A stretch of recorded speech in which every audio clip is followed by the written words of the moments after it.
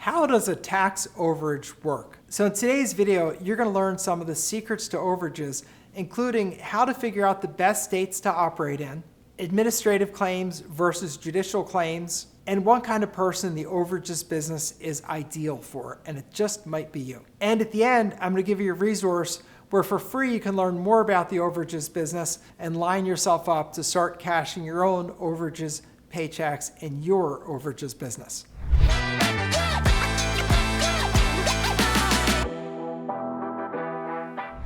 Overages is a business where you help people who've lost a property at a foreclosure sale, either a mortgage foreclosure or a tax foreclosure sale, get back money that's left over after that sale. A lot of times that blows people's minds. Like, what do you mean money left over? How does that work? Well, it's really simple. When a property, especially a house, is sold at, say, a tax foreclosure auction, which happens when someone doesn't pay their real estate taxes, those real estate taxes are typically maybe 10 to 15% of the home value, but the house sells for way more than that at the auction.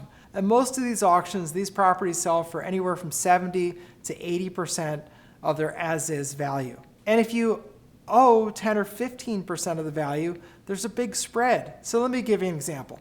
Let's say you're talking about average house in America, a $400,000 house. A fix and flip person is going to want to pay at most 70% of retail minus the fix-up cost. So let's say it's in terrible condition, needs $200,000 worth of fix-up. Well, the math is 70% of $400,000 after repaired value. That's a $280,000 price. And then it needs $200,000 worth of work. That means a bidder at tax sale would want to pay $80,000 for that house. Well, in that house, they probably owed at the most $40,000 to $50,000. So if you owed $40,000 and it sells for $80,000, there's a $40,000 difference. And that difference is called an overage. That's the money that's left over. And of course, if a house is not in such terrible, horrible condition, they'll have much bigger overage. So typically these overages are anywhere from tens of thousands of dollars, $20,000, $30,000, $40,000, up to hundreds of thousands of dollars, and everywhere in between. Because today in America, there's a lot of equity in houses because houses have really shot up in value. If you look back a full decade, houses have more than doubled in value. And if you look back just over the past few post-COVID years, there was a big increase just after COVID. So these auctions generate a lot of extra money. And what you do in the overages business is you get lists of these monies that are being held typically by counties, and you get the name of the former owner, and you look up their contact information. You reach out to them and say, hey, I've located some money that you're able to claim. Would you be interested in working with me on a contingent fee basis, meaning I get paid if we're successful in getting money to get you that money? For the people that say yes, you go, you apply for the money and hopefully you get it, and you get a nice percentage of it. Typically 30 to 40%, depends on what you negotiate for, but 30 to 40% is what I charge, and I think it works for me, so it probably worked for you too. It's a great business because you're helping people get back money they'd otherwise never know about. The fact is, from official government statistics, that 70% of the time, the people don't claim the money. And they don't claim it because they don't know about it. It's not a well-known thing that, you could lose your house at tax sale, but, there might be money left over. Most people don't know that. They think, the government sold my house and that's the end of it. I lose all my money. That's not true. What I can tell you as an attorney, what is true, is the county can and does take the tax money it's owed, its penalties, its interest, its cost of sale. But after that, anything left over, that money is claimable by the former owner. And we have that on authority from none less than the Supreme Court, because they ruled 9-0 on that the person has to have the opportunity to get the excess funds left over from their sale. But most former owners have no idea. They're just stressed and distressed, trying to find a new place to move to.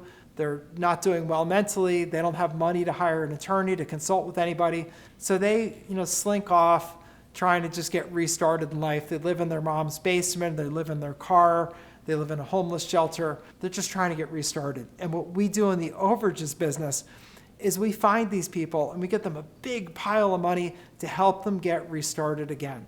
And it, for our clients, can be the difference from being homeless to being back in housing, to being out of the game in life, to be back in the game of life, having stability in their life. It really is a great thing. And from an entrepreneur's perspective, it's fantastic because it doesn't take a lot of money to start an overages business. Basically, you're going to pick up the phone and call people. You're going to do some computer-based internet research to get the people owed the money, to get their contact information, and turning in the claims. You do that by mail, which is USPS or UPS or FedEx. You're mailing it in, so it doesn't take a lot of money to start this business. What it takes to be successful is just doing it. You got to follow systems, follow processes, follow procedures, and anybody could do this. It's really fantastic. And I should say anybody willing to do the work can do this. It's really a great business. It's my favorite business I've ever owned. And I like it so much because I make great money, but I also help people in a way that's so meaningful. They're one of the worst parts of their life when they've just lost their house. They're trying to figure things out. And I'm showing up with this big pile of money for them to help them get restarted just when they need it the most. So they truly, truly appreciate it. It's like if you took a person who is just absolutely starving and you give them a big plate of hot food, they're so appreciative and so thrilled. They don't say, oh, is that the cordon bleu chicken or is it just grilled chicken? No, they don't say that. They just dig in and eat it because they're so hungry. And the people that we work with are so hungry to get some money, and especially a big lump sum of money, that they really appreciate us. So I love this business. And it's a business that anybody can do who wants to actually do it. You don't need to be an attorney like I am. You just need to follow a process and do it. So what you need to learn is where to get the lists, how to get reliable, valid contact information for the person, what to say to the person when you contact them, because naturally they're going to be skeptical. That's, people ask me, what's the trouble with the overages business? I would say the trouble is that people are skeptical. And you got to understand, some people will do it, some people won't do it, most people are in between, and you have to put the work into bringing those people, especially the in-betweeners, over to the thing of, why not give this a try? I mean, it could be this big windfall in my life, so why not give it a shot? That is your job, and that's where the challenge is. Once they say yes, we sign them up under some contracts, and then you submit the claim and get paid. That's pretty easy and straightforward. I think this is a great business for someone who is interested in helping people and wants to make great money for yourself and your family. It doesn't take a lot of startup capital. It takes a moderate amount of knowledge. You definitely have to learn some knowledge. You need the right contracts and agreements. You need to know how it works in different states because there's state-by-state rules. So we spend a lot of time researching all 50 states, figuring out which states are the best ones to do this in and which states are the ones to avoid, because there's some states where you absolutely should avoid them because it's just not a feasible business in that state. And some things are simple. Like I would say to you, you don't want to do this in South Dakota because in South Dakota, there just aren't enough people to make a big business out of it because not enough people, not enough tax foreclosures. It's too low of a population. But there are other states that are large states where some are fantastic and some are absolute losers.